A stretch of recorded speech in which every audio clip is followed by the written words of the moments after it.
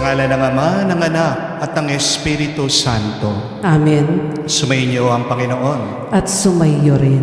Mga kapatid, sa araw na ito ating pinagdiriwang ang banal na kapistahan ni San Pedro Crisologo. Crisologo, ibig po sabihin ay gininto ang dila, the golden tongue. Dahil nang buhay po si San Pedro, napakagaling po niyang mangaral.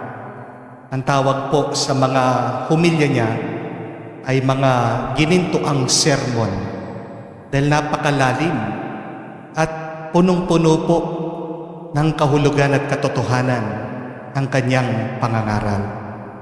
Tayo nagpapasalamat sa Diyos dahil sa mga obispo, sa mga nagpapalinaw ng salita ng Diyos. Pasalamat tayo sa Diyos dahil palagi niyang tinatanim at binabaon ang kanyang salita, kanyang grasya sa atin. Pero naway makita natin ito sa pamagitan ng ating pakikinig, pag-unawa at paghahanap.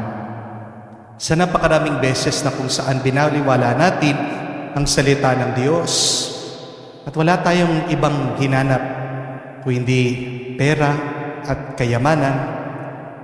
Sa mga pagkakataon na kung saan naging layunin lang natin ay magpasarap sa buhay na ito at nakalimutan nating magmahal at magsakripisyo. Hilingin natin muli ang awa at pagpapatawad ng Diyos para tayo ay makitang karapat dapat makatanggap sa mga banal na misteryo. Inaamin ko Sa makapangyarihang Diyos at sa inyo mga kapatid, na lubha akong nagkasala sa isip, sa salita, sa gawa, at sa aking pagkukulang. Kaya'y sinasamo ko sa mahal na Birheng Maria, sa lahat ng mga anghel at mga banal, at sa inyo mga kapatid, na ako'y ipanalangin sa Panginoong ating Diyos. kaawaan tayo na makapangyarihang Diyos, patawarin tayo sa ating mga kasalanan, patnubayan tayo sa buhay na walang hanggan. Amen. Panginoon, kaawaan mo kami. Panginoon, kaawaan mo kami. Kristo, kaawaan mo kami. Kristo, kaawaan mo kami. Panginoon, kaawaan mo kami. Panginoon, kaawaan mo kami. Manalangin tayo. Ama naming makapangyarihan, ginawa mong maging dakilang tagapagbalita tungkol sa iyong nagkatawang taong salita, ang obispong si San Pedro Crisologo. Bilang tugon sa kanyang pagdalangin, masaliksik nawa namin sa aming kalooban ang mga pahiwatig ng iyong pagliligtas. At ito'y matapat nawa naming mailahad sa aming ginaganap sa pamagitan ni Jesucristo kasama ng Espiritu Santo, magpa sa walang hanggan. Amen.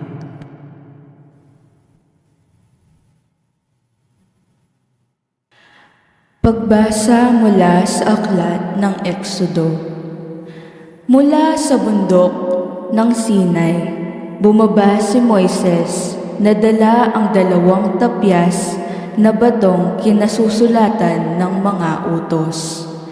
Hindi niya namamalayan na dahil sa pakikipag-usap niya sa Panginoon ay nagniningning pala ang kanyang mukha. Nang makita ito ni Aaron at ng mga Israelita, natakot silang lumapit, kaya tinawag sila ni Moises. Lumapit naman si Aaron at ang mga leader sa Israel at sila'y nag-usap. Pagkaraan noon, lumapit sa kanila ang lahat ng Israelita at sinabi sa kanila ni Moises ang mga utos na ibinigay sa kanya ng Panginoon nang sila'y mag-usap sa bundok ng Sinai. Pagkasabi nito, tinakpan niya ang kanyang mukha. Tuwing papasok si Moises sa tabernakulo upang makipag-usap sa Panginoon, inaalis niya ang takip ng kanyang mukha. Pagkalabas, sinasabi niya sa mga tao kung ano ang iniuutos ng Panginoon at makikita na naman nila na nagniningning ang kanyang muka. Sa gayon, tatakpan niya uli ito hanggang sa muli niyang pakikipag-usap sa Panginoon. Ang salita ng Diyos. Salamat sa Diyos. Diyos na makapangyarihan, ikaw ay tunay na banal. Diyos na makapangyarihan, ikaw ay tunay na banal. Ang poon na ating Diyos ay lubos na papurihan. Sa harap ng trono niya'y sambahin ang ngalang banal. Diyos na makapangyarihan, ikaw ay tunay na banal. Si Moises at Aaron, mga saserdote niya, at si Samuel na may lingkod na sa kanya ay sumamba. Nang ang puoy dalanginan, dininig naman sila. Diyos na makapangyarihan, ikaw ay tunay na banal. Ang puon ay nagsalita sa gitna ng mga ulap. Sila naman ay nakinig, utos niya ay tinupad. Diyos na makapangyarihan, ikaw ay tunay na banal. Ang Diyos nating Panginoon, dapat nating papurihan. Sa banal na bundok niya, sambahin ang kanyang ngalan. Siya'y ating Panginoon, siya'y ating Diyos na banal. Diyos na makapangyarihan, ikaw ay tunay na banal.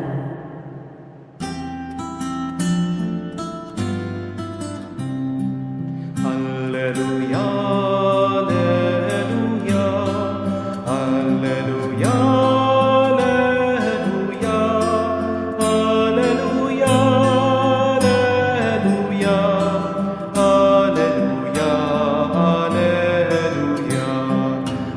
alleluia, alleluia, alleluia, alleluia, alleluia.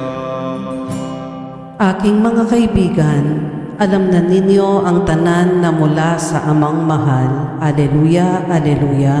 Sumainyo ang Panginoon. At sumayo rin. Ang mabuting balita ng Panginoon ayon kay San Mateo. Papuri sa iyo, Panginoon. Noong panong yun, sinabi ni Jesus sa mga tao, ang paghahari ng Diyos ay katulad ng kayamanang nakabaon sa isang bukid. Nahukay ito ng isang tao at tinabunan uli. Sa laki ng tuwa, siya'y humayo at pinagbili ang lahat ng ari-arian niya at binili ang bukid na iyon. Gayon din naman ang paghahari ng Diyos ay katulad nito. May isang mangangalakal na naghahanap ng mamahaling perlas. Nang makakita ng isang perlas na napakahalaga, siya'y humayo at pinagbili ang lahat ng kanyang ari-arian at binili iyon. Mga kapatid, ang mabuting balita ng ating kaligtasan. Pinupuri ka namin, Panginoong Jesucristo. Magandang araw po muli sa inyong lahat. Paano mo alam na meron ka talagang tunay na kayamanan? How do you know that what you have is a true treasure? Nung bagu-baguhan pa po akong pare at naka-assign po ako dito sa katedral, habang nagmimisa po ako, hindi po namin alam, nilooban kami. Meron pong isang magnanakaw, isang kawatan. Buti na lang po, nakita siya ng isa sa mga sakristan namin, hinabol siya at salamat sa Diyos, siya po ay nahuli. Nung tinignan po namin, binuksan namin yung bag niya, alam niyo po kung ano yung isa sa mga kinuha niya, yung pong cable box. Natawa po kami. Kasi hindi naman aandar yung cable box kung wala kang subscription doon sa cable company. Pero inaakala siguro niya na ito po ay CD player. Kaya yun yung dinampot niya. Ang mas nakakatawa po dito, mas marami pa pong mas mahalagang bagay doon sa kumbento kesa doon sa cable box na yun. Nandoon po sa table lang. Kalat-kalat lang po yung mga kalis na mamahalin. Pero hindi niya ito nakita, hindi niya ito pinansin dahil nasa isip niya ang pinakamahalaga ay yung pong cable box. Yung nakuha niya, hindi naman ganon kahalaga. Di ba maraming tao ngayon hindi kayang makakilatis o sumuri sa tunay at mahal na kayamanan? You might think that what you have now is a true treasure. But in reality, it is fake. It is worthless. It is useless. Kaya nga, tandaan niyo po, itong tatlong bagay na ito, para malaman mo kung ang nasa iyo ba ay tunay na kayamanan. Here are 3 signs that what you have is a real, precious, and true treasure. The first one, a true treasure is hidden. Ang sabi po sa Ebanghelyo ng ating Panginoon, ang kayamanan daw ay nakabaon doon sa lupa. Ang mamahaling perlas ay nakahalo doon sa ibang alahas. Ano pong ibig sabihin nito? Na ang tunay na kayamanan ay nakatago. Hindi nakikita talaga agad-agad ng iyong mata. Ang mabuting balita, kahit na nakatago ang tunay na kayamanan, ito ay totoo at kung hahanapin mo, makikita mo. Anong sabi ng Panginoon? Seek and you shall find. Real treasures are hidden and yet they are true. And you will find them if you seek deeper. Bakit sa tingin niyo po, mura lang ang mga niyog? Kasi kahit naman saan, makakakita ka ng niyog. Di po ba? Nung araw, napakamahal po ng sili, di po ba? Mabot po yata ng mga 1,000, 2,000 per kilo. Kaya nga ang biro nun, magkwintas ka na lang ng sili. Pero bakit napakamahal po ng mga bilihin minsan? Kasi there is scarcity. Kakaunti yung iyong nabibili, kaya nagiging mahal. Kapag hindi mo masyadong nakikita, dyan nagkakaroon ng halaga. Pero kung kalat-kalat lang yan, kahit saan, makikita mo, minsan mura lang, o baka wala pang halaga. Bakit sa tingin niyo po ang ginto at diamante napakamahal? Kasi kailangan mong maghukay bago ka makakuha nito. At hindi naman sa lahat ng lupa, lahat ng lugar ay may makukuha ang ginto at diamante. Di po ba? Bakit ang mahal ng langis? Kasi kailangan mo din i-drill ang lupa at hindi naman sa lahat ng lupain ay meron ka ding makikitang krudo o langis. Kung nasa daan lang ang isang bagay, hindi kayamanan yan. Baka nga basura pa yan. Amen? Ang dami po sa atin kung saan-saan naghahanap ng grasya. Pero baka nakalimutan natin, tayo'y inaanyayahan ng Diyos na maghanap ka lang kung nasaan ka. Laliman mo lang ang iyong paghahanap at masusumpungan mo dyan ang kanyang grasya. You may think you need to find a new location in order to find your true treasure. But God is saying to you today, my dear friends, you are where you are supposed to be. And where you are, there is a treasure there. You just need to dig deeper. Ang tanong, nasan ka ba ngayon sa iyong buhay?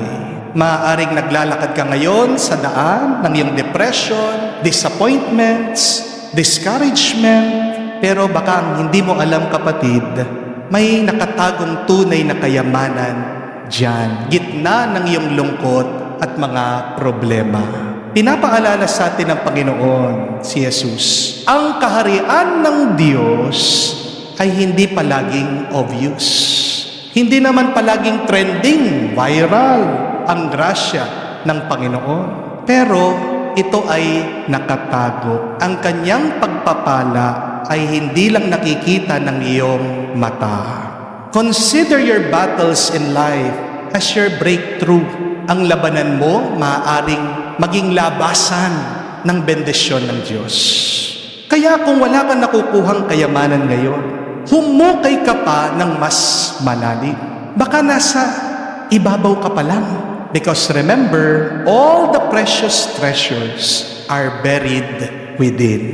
But secondly, true treasures are costly. Ang sabi ng kwento ng ating Panginoon sa kanyang talimhaga, pagkakita daw ng tao dun sa kayamanan na kabaon sa lupa, anong ginawa niya? Binenta daw niya lahat-lahat ng kanyang ari-arian. Lahat-lahat At yung kanyang pera, ginamit niya para bilhin yung lupa kung nasaan nakabaon yung kayamanan. Take note, hindi niya ninakaw yung kayamanan. Mas madali po na kunin na lang niya Di po ba? Pero pinagpalit niya lahat ng kanyang ari-arian para dun sa lupa. Dahil dun sa lupang yun, nandun yung kayamanan. Nung unang panahon po kasi, wala pang bangko. Kaya nga, ang mga tao kapag meron silang kayamanan, binabaon nila yung kanilang pera, yung kanilang kayamanan para maging ligtas ito. Pero para masabi mo, tunay na kayamanan ang isang bagay, dapat meron itong katumbas na ibang kayamanan. Kaya nga, napakamahal ng iPhone. Kasi ang katumbas nito, halos isang motor na. Bakit napakamahal ng isang sasakyan? Kasi katumbas na yan ng isang maliit na bahay. Ang malungkot na kwento ngayon, napakarami pong taong namamatay sa gera. Na para bang walang kwenta, walang halaga ang buhay ng tao. Minsan, merong mga tao kaya nilang ipagpalit ang kanilang dignidad para lang sa pera. Pero ang tanong, meron ba talagang katumbas na pera o kayamanan ang buhay at dignidad ng tao? Di ba wala? Isa sa mga pinakamahalagang bagay dito sa mundo ay ang buhay natin, ay ang dangal natin. Di po ba? Ang totoo, ang talimhaga na kinwento ng ating Panginoon ay hindi naman talaga tungkol sa atin na naghahanap ng kayamanan. Itong kwentong ito ay tungkol talaga sa Diyos na hinahanap tayo dahil tayo ang kayamanan ng Diyos. Ang naghahanap ng kayamanan at ng perlas, hindi tayong mga tao, kung hindi ang Diyos. God is the treasure hunter. God is the merchant of precious pearls. And we are the treasure of God. Kasi po, tignan niyo ito. Binenta daw ng tao lahat-lahat ng ari-arian niya para makuha lang niya yung kayamanan na yon. Di po ba, ganyan ang ginawa ni Jesus para sa atin? Binigay ni Kristo mismo ang buhay niya para tayong mga mahal ng Diyos ay magkaroon ng buhay at buhay na walang hanggan. Pinagpalit ng Diyos ang buhay niya para magkaroon ka ng buhay. Ang Diyos na naghahanap ng kayamanan at tayo ang kanyang tunay na kayamanan. Pero ang tanong, tayo ba? Tinuturing ba nating kayamanan ang ating buhay? Tayo ba? Tinuturing din ba nating kayamanan ang Diyos na nagmamahal sa atin? Nakakalungkot din po na ang dami-dami sa atin, binabaliwala ang grasya at kayamanan na tinanggap natin sa Diyos. Ang iba, kaya nilang ipagpalit ang kalusugan nila para lang sa bisyo. Ang iba, kaya nilang ipagpalit ang mga pamilya nila para lang sa mga babae nila o kalaguyo nila. Pinagpapalit mo minsan ang kapayapaan ng iyong kaisipan dahil sa iyong pag-aalala. O palagi mong naiisip ang paninira o chismis ng ibang tao tungkol sa iyo. Mga kapatid, napakahalaga ng iyong buhay dahil ang katumbas niyan ay buhay ng isang Diyos. Pahalagan mo naman sana ang tunay na kayamanan na tinanggap mo galing sa Diyos. But third and last, joy is the sign of a real treasure. Sabi po sa talimhaga ng ating Panginoong Jesucristo, sa galak daw ng tao, binenta niya lahat ng kanyang ari-arian para mabili niya yung lupa kung nasaan ang kayamanan. Kapag hindi nagbibigay ng tuwa at galak ang isang bagay sa iyo, ang isang karanasan, hindi yan tunay na kayamanan. Sumpa yan, parusa yan, pagdurusa yan. Amen? Don't consider something precious and important if it gives you misery and suffering. Prioritize what makes you joyful. Amen? Ulitin ko po yun. Prioritize what makes you joyful. Unahin mo ang nagbibigay sa iyo ng galak. Iba po ang tuwa sa galak, ha? Dahil ang tuwa nawawala. Ang galak nananatili. Maiksi lang po ang buhay, mga kapatid. Lalo-lalo nang umiiksi ang buhay mo kapag wala kang galak sa iyong puso. Amen? Kahit na kumita kang limpak-limpak na pera, kung naman hindi ka masaya, miserable ka, masungit ka, ginagawa kang bugnot ng iyong trabaho, yan ba ang tunay na kayamanan? Sa totoo lang, ang mayaman na may pera pero malungkot, ay mahirap talaga. Remember that. If you are rich in money and yet you do not have any joy, you are actually poor. Kung marami kang utang, pero kapag umuwi ka naman, kasama mong pamilya mo, Nagbibigay yan ng ngiti sa iyong mukha, galak sa iyong puso, kapayapaan sa iyong kaluluwa. Ang kapatid, daig mo pa ang milyonaryo. Amen? Ang kapatid ko po, kwento niya sa akin, kapag bumibili daw po siya ng damit para sa kanya, palagi siya nagdadalawang isip. Titingnan muna niya yung price tag. Pag nakita niyang napakamahal, di na niya bibili. Nagtitipid siya. Pero kapag bumibili daw siya ng damit para sa mga anak niya, napakabilis niyang kumuha, bumili. Hindi po niya iniisip ang presyo. Kahit na mangutang siya, okay lang sa kanya. Dahil para po sa kapatid ko, ang tunay na kayamanan niya ay yung kanyang mga anak. Kahit na pagod daw po siya, makita lang niya yung picture ng kanyang mga anak, gumagaan yung kanyang pakiramdam. Kayo mga kapatid, tanong ko, anong nagbibigay sa iyo ng galak? Anong nagpapasabik sa'yo araw-araw? Kahit na wala kang pera, kahit na may sakit ka, kung araw-araw nagigising ka, na masaya, na excited ka, mayaman ka talaga. Amen? Kaya nga, hindi mo masasabi na kayamanan ang alak. Kasi maaaring ang iba sa inyo pinapasaya ng alak. Pero panandalian lang yan. Pagkatapos mong uminom, sasakit na ang ulo mo. Kinaumagahan, ang iba pa nga sa inyo, hirap na hirap sa pagdudumi. Kapag umuwi ka pang lasing, nakikipag-away ka sa iyong asawa, pati mga anak mo, nag-aaway na kayo. Kayamanan ba ang alak mo? Kapag sinisira mo ang iyong katawan, hindi yan kayamanan. Lason yan. Amen? Alam ko din po ang iba sa inyo, ang tingin sa pera ay kayamanan.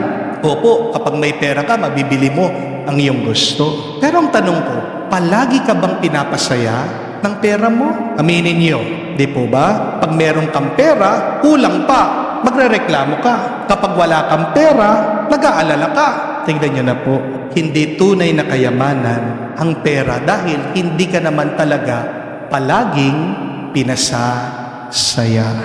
Isa sa mga pinakakayamanan sana natin dito sa mundo ay ang Diyos. Dahil ang Diyos lang ang magkakalob sa iyo, hindi lang ng iyong kailangan, kundi sobra-sobra pa sa iyong hinahanap at hinihingi sa Kanya. Kung paano tayo hinanap ng Diyos, sana tayo din masabik tayo at masayang hanapin natin ang Diyos sa ating buhay. Remember that when God becomes your treasure, even in your problems, your sacrifices, they will become your joy. Tandaan niyo po mga kapatid, ang tunay na kayamanan ay nakatago. Ito po ay may mahalagang kapalit at magbibigay ito sa iyo ng tunay na tuwa at galak. Magdasal po tayo sa banal na misang ito. Makita sana natin ang tunay na kayamanan ng ating buhay, ang Diyos at ang Kanyang kaharian. Harinawa, baguhin tayo ng Diyos. Ating pagkatao, kapag nasumpungan natin siya, kapag nakita natin siya, maging tayong mas mabuti, mas banal, ngayon at magpakailanman. Amen. Pakinggan natin ang paanyaya ng Diyos na humingi tayo sa Kanya ng mga bagay na tunay na mahalaga. Ating sabihin, Panginoon, dinggin mo kami. Panginoon, dinggin mo kami. Ang Santo Papa at ang mga obispo naway magabayan at maliwanagan ng karunungan ng Ebanghelyo, manalangin tayo sa Panginoon. Panginoon, dinggin mo kami. Atin nawang gamitin ng mahusay ang mga mahalagang bagay para sa ating kabubuti at huwag tayong maging mga alipin ng kasakiman at pagkamakasarili. Manalangin tayo sa Panginoon. Panginoon, dinggin mo kami. Ang mga naghahanap sa katotohanan naway higit na lumalim araw-araw ang kanilang pagpapahalaga sa pananampalataya kay Kristo bilang perlas na walang katumbas. Manalangin tayo sa Panginoon. Panginoon, dinggin mo kami. Ang mga may sakit at mga nag-aaruga sa kanila naway mabiyayaan sa kanilang mga pagsasakripisyo. Manalangin tayo sa Panginoon. Panginoon, dinggin mo kami. Ang mga namatay na sa buhay na ito, naway mamahinga sa walang hanggang kapayapaan. Manalangin tayo sa Panginoon. Panginoon, dinggin mo kami. Sa katahimikan po ng ating puso, sabihin natin sa Diyos ang ating mga personal na pangangailangan. Diyos Ama sa langit, bukal ng lahat ng kabutihan sa buhay, tulungan mo kaming gamitin ng wasto ang iyong mga biyaya at magbunyi kami sa kayamanan ng iyong pagmamahal. Hinihiling namin ito sa pamagitan ni Kristo, aming Panginoon. Amen.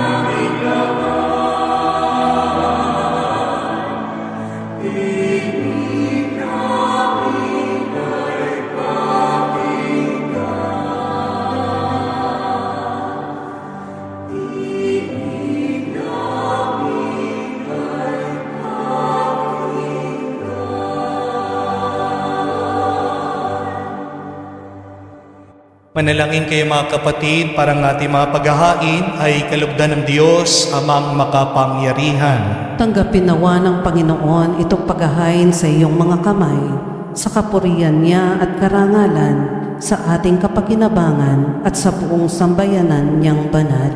Ama naming lumikha, ang aming paghahain ay iyo nawang paunlakan upang sa paggunita kay San Pedro Crisologo, kami ay makapakinabang sa paghahain ito na binibigay mo sa pagpapatawad ng mga kasalanan ng buong mundo sa pamagitan ni Jesucristo kasama ng Espiritu Santo, magpa sa walang hanggan. Amen. Sumainyo ang Panginoon. At sumayo rin. Itaas sa Diyos sa inyong mga puso at diwa. Itinaas na namin sa Panginoon. Pasalamatan natin ang Panginoong ating Diyos. Marapat na siya ay pasalamatan. Ama naming makapangyarihan, tunay nga marapat ikaw ang aming pasalamatan. Ikaw ang nagniningning sa piling ng mga banal na kinararangal mo sa kanilang kabutihan. Binibigay mo silang huwaran namin araw-araw at katuwang sa pagsamba sa iyong kamahalan. Sa pamagitan ng anak mong si Jesucristo, kami naliligid na mga banal na tao. Sila'y mga saksi na ang pananalig sa iyo ay magaganap namin sa ikararangal mo. Kaya kaisa na mga anghel nagsisiawit ng papuri sa iyo nang walang humpay sa kalangitan. Kami nagbubunyi sa iyong kadakilaan.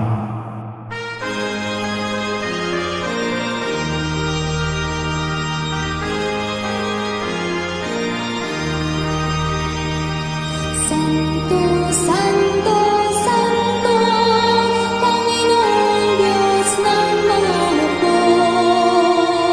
Napupuno ang langit at lupa ng kadakilaan mo. Hosana sa kaitaasan, pinagpala na Panginoon sa ngalan ng Panginoon.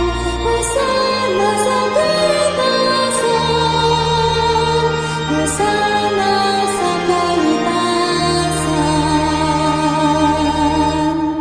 Ama naming banal, ikaw ang bukal ng tanang kabanalan. Kaya't sa pamagitan ng iyong Espiritu, gawin mong banal ang mga kaloob na ito, upang para sa amin, maging katawan at dugo ng aming Panginoong Jesucristo. Bago niya pinagtiis ang kusang loob na maging handog, Hinawakan niyang tinapay, pinasalamatan kanya. Pinaghati-hati niya iyon. Inabot sa kanya malagad at sinabi, "Tanggapin ninyong lahat ito at kanin. Itong aking katawan na ihahandog para sa inyo."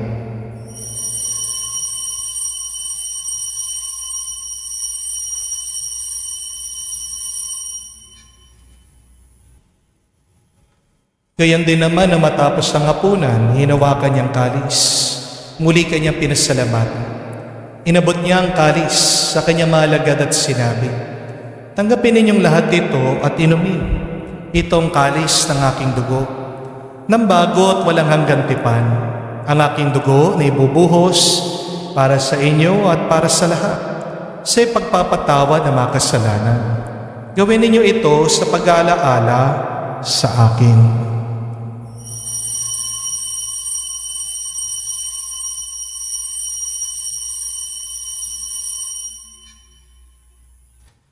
Ang misteryo ng pananampalataya.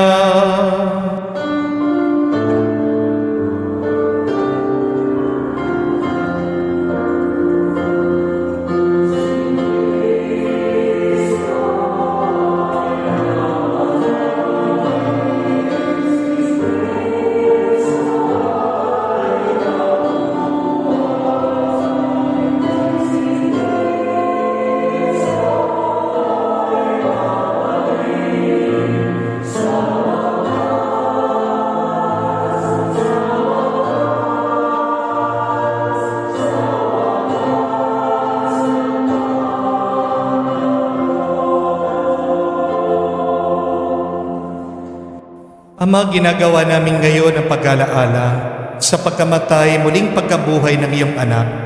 Kaya tinialay namin sa iyong tinapay nagbibigay buhay at ang kalis na nagkakaloob ng kaligtasan. Kami nagpapasalamat dahil kami iyong minarapat na tumayo sa harap mo para maglingkod sa iyo.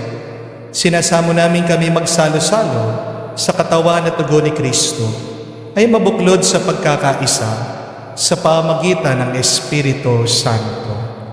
Amalingapin mong iyong simbahan, laganap sa buong daigdig. Puspusin mo kami sa pag-ibig. Kaisa ni Leon, ang aming Santo Papa, Florentino, aming Arsobispo at ng Tanang Kaparian. Alalahanin mo rin ang aming mga kapatid na nahimlay may pag-asang sila'y muling mabubuhay. Gayon din naman lahat ng mga pumanaw. Tawan mo't sila't patuloyin sa iyong kaliwanagan. Tawan mo't pagindapatin kaming lahat, makasalo sa iyong buhay na walang wakas. Kaisa na mahal na Birhen Maria, Ina ng Diyos. Kaisa ni San Jose, ang kanyang maluwalhating esposo. Kaisa ng mga apostol at lahat ng mga banal na namuhay dito sa daigdig na kalugod-lugod sa iyo. May pagdiwang nawa namin ang pagpupuri sa ikararangal mo sa pamagitan ng iyong anak, aming Panginoong Heso Kristo. Sa pamamagitan ni Kristo, kasama niya at sa Kanya, ang lahat ng parangal at papuri ay sa iyo, Diyos Ama, makapangyarihan, kasama ng Espiritu Santo, magpasawalang hanggan. Amen, Amen, Amen. Sa nakakagaling na utos sa turo ni Jesus sa Panginoon natin at Diyos, ipahayag natin ang lakas, loob.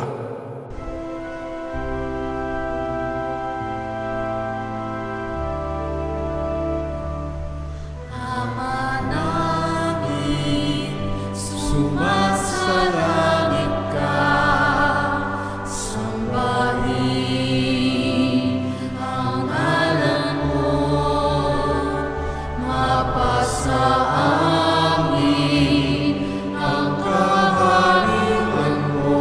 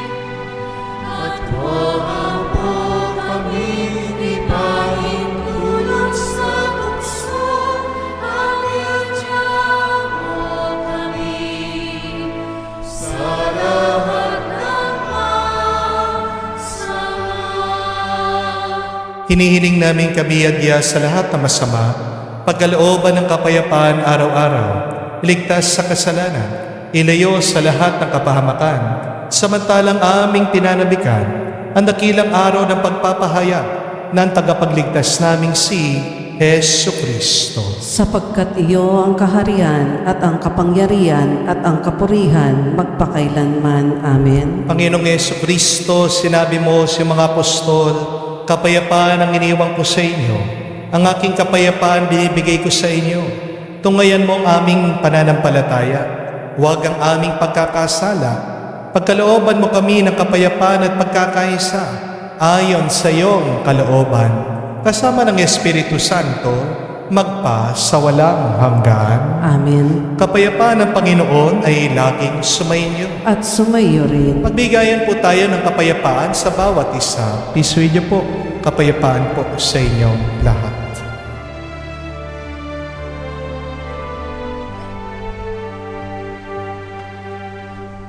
Kordero ng Diyos na nag-aalis ng mga kasalanan ng sanlibutan, maawa ka sa amin. Maawa ka sa amin. Kordero ng Diyos na nag-aalis ng mga kasalanan ng sanlibutan, maawa ka sa amin. Maawa ka sa amin. Kordero ng Diyos na nag-aalis ng mga kasalanan ng sanlibutan, ipagkaloob mo sa amin ang kapayapaan. Mga kapatid, naririto ang ating Panginoong Yeso Kristo, ang Kordero ng Diyos. Siya nag-alis sa mga kasalanan ng sanlibutan. Mapalad tayong lumalapit sa piging ng Kordero. Panginoon, hindi ako karapat-dapat na magpatuloy sa iyo, ngunit sa isang salita mo lamang ay gagaling na ako.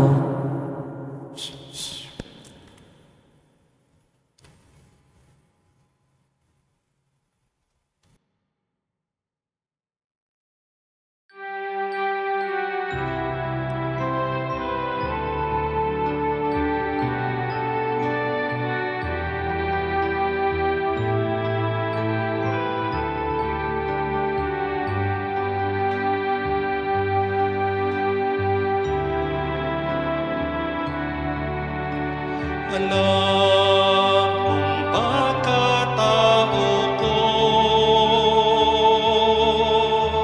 wala akong matatago. Alam mong aking isipan, alam mo ang lahat ng ginagawa ko, O Diyos. Gabayan mo ko, Diyos, sa buhay na ito.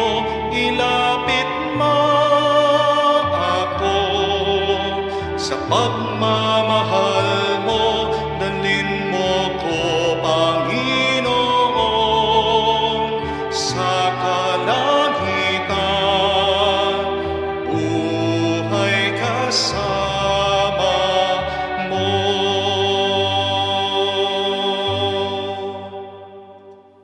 Manalangin tayo. Ama naming mapagmahal, kami na kinabang ay dumadalangin na pinapanaligan ng uliran namin na si San Pedro Crisologo ay maipahayag namin at ang itinuro niya ay magawa naming ganapin.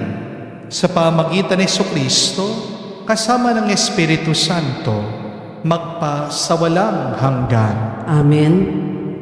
Remember, my dear friends, that what you have is a true treasure is, number one, if it is hidden, true treasures are buried. They are real. You need an effort to unearth them. Kaya nga masasabi mo na kayamanan mo ang iyong edukasyon dahil pinaghirapan mo yan. Pero pangalawa, true treasure are costly. May kapalit na mahalaga. But lastly, true treasures give you joy. Hindi ka pinapasaya niyan, hindi yan tunay na kayamanan at mahalaga.